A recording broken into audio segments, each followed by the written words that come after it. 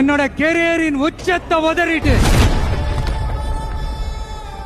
அந்த ஊதியத்தை உதறிட்டு உங்க விஜயா உங்களை மட்டுமே நம்பி வந்திருக்கேன்.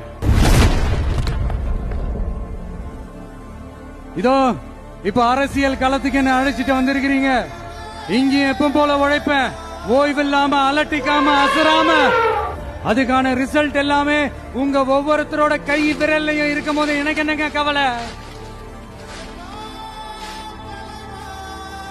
தமிழக வெற்றி கழகம் தமிழ்நாட்டு அரசியலின் புதிய திசையாகும், புதிய விசையாகும் மாறி அத்தனை அரசியல் அழுக்குகளையும் அடித்து துவைத்து நீக்கும்.